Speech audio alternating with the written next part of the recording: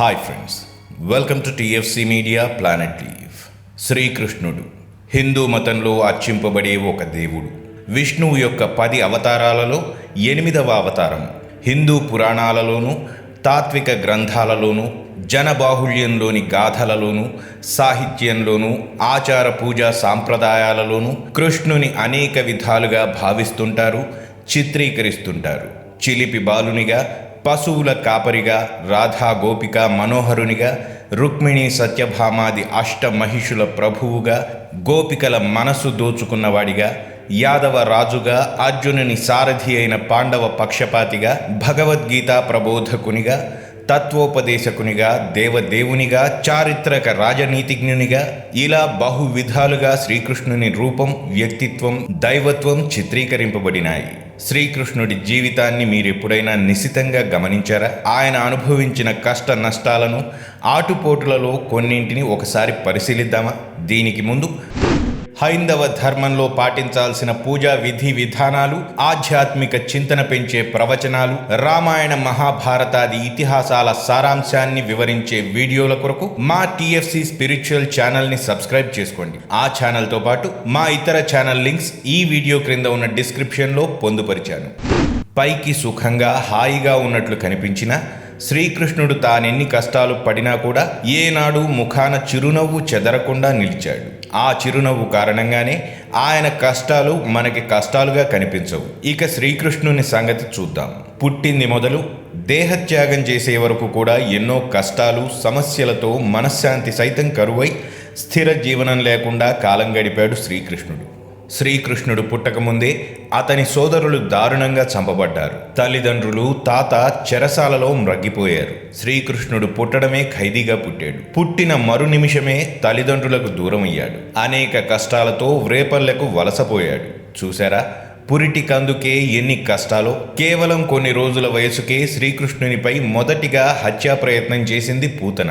అప్పటి నుండి అతనికి దినదిన గండంగానే గడిచింది. శ్రీకృష్ణుని శైశవ దశ, బాల్య దశ కూడా శకటాసురుడు, తృణావర్తుడు, వత్సకుడు, బకాసురుడు, వృషభాసురుడు, కేసి, వ్యోమాసురుడు మొదలైన ఎందరో రాక్షసులతోనూ, శంఖచూడుడనే యక్షునితోనూ, కాళీయుడనే సర్పరాజుతోనూ పోరాటాలతోనే సరిపోయింది. కేవలం 16 ఏళ్ల నాటికే ఇన్ని గండాలు, కష్టాలు, సమస్యలు వస్తే ఎంత దుర్భరమో ఆలోచించండి. ఆ తరువాత జరాసంధునితో వరుసగా 17 సార్లు భీకర యుద్ధం చేయవలసి వచ్చింది. అన్నిసార్లు శ్రీకృష్ణుడే జయించాడు. కానీ క్షణం విశ్రాంతి లేకుండా పోయింది. అంతలోనే కాలయవనుడనే గర్విష్ఠిని అంతం చేయవలసి వచ్చింది. యుద్ధాల వల్ల ప్రజాశ్రేయస్సుకి విఘాతం కలుగుతుందని భావించిన శ్రీకృష్ణుడు తన రాజ్యాన్ని మధుర నుండి ద్వారకకు మార్చాడు. అనంతరం రుక్మిణిని వివాహమాడేందుకు ఆమె అన్నయ్యైన రుక్మితో పోరాడాడు. సత్యభామను పొందిన ఘట్టములో శమంతకమణిని అపహరించాడనే నిందను, ఒక హత్యా నేరాన్ని మోశాడు. ఎన్నో కష్టాలు పడి పరిశోధించి శమంతకమణిని సాధించి తెచ్చి తనపై మోపిన నిందలను పోగొట్టుకున్నాడు. జాంబవతిని పెళ్లాడే ముందు ఆమె తండ్రి అయిన జాంబవంతునితో భయంకర యుద్ధం చేశాడు. అష్టమహిషుల్లో ఒకరైన నాగ్నజితిని వివాహం చేసుకునేటందుకు మదించిన ఆబోతులతో పోరాడవలసి వచ్చింది. జీవితమే ఒక పోరాటమైంది శ్రీకృష్ణునికి. చివరకు సంసార జీవితంలో కూడా ఎన్నో ఒడిదుడుకులను తట్టుకున్నాడు. భార్యల మధ్య అసూయలు, వైషమ్యాలు ఎన్ని ఎదురైనా ప్రశాంతంగా చిరునవ్వులొలికిస్తూనే, ఎవరికి వారిని సమర్థిస్తున్నట్లు నటిస్తూనే చక్కటి గుణపాఠాలు నేర్పుకొచ్చిన మగధీరుడాయన. సత్యభామ కోరిన పారిజాత వృక్షం కోసం ఇంద్రునితో యుద్ధం చేసి విజయం సాధించాడు. తననే నమ్ముకున్న పాండవుల కోసం కురుక్షేత్ర సంగ్రామంలో తన శరీరం నుండి రక్తధారలు కార్చాడు.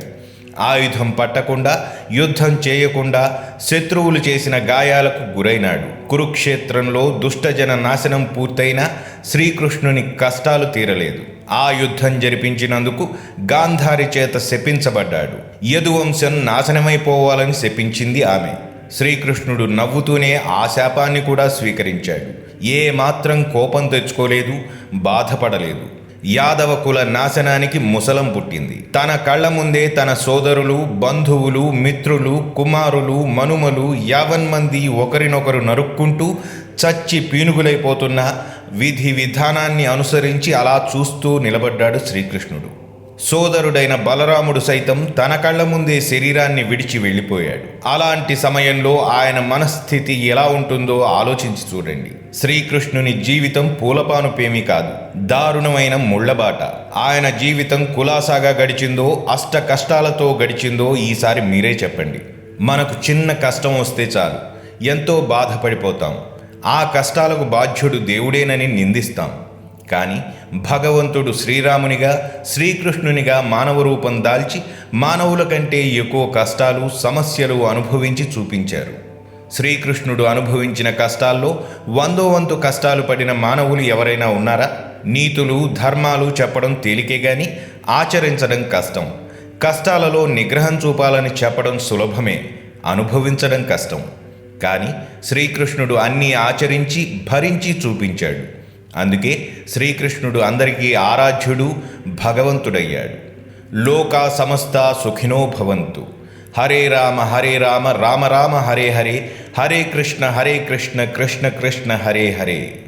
సో ఇవి ఫ్రెండ్స్, గీతోపదేశం ద్వారా అర్జునుడికి సత్యదర్శనం చేసి కురుక్షేత్ర మహాసంగ్రామాన్ని ముందుకు నడిపించి భగవద్గీతను లోకానికి ఉపదేశించి జగద్గురువు అయిన శ్రీకృష్ణుడు మానవలోకానికి తెలియజేసిన జీవిత సత్యాలు మరిన్ని ఇంట్రెస్టింగ్ వీడియోస్తో మళ్ళీ మీ ముందుకు వస్తాను. మరి ఆ వీడియోస్ మిస్ కాకుండా ఉండాలంటే మా ఛానల్ని సబ్స్క్రైబ్ చేసుకోవడం మాత్రం మర్చిపోకండి.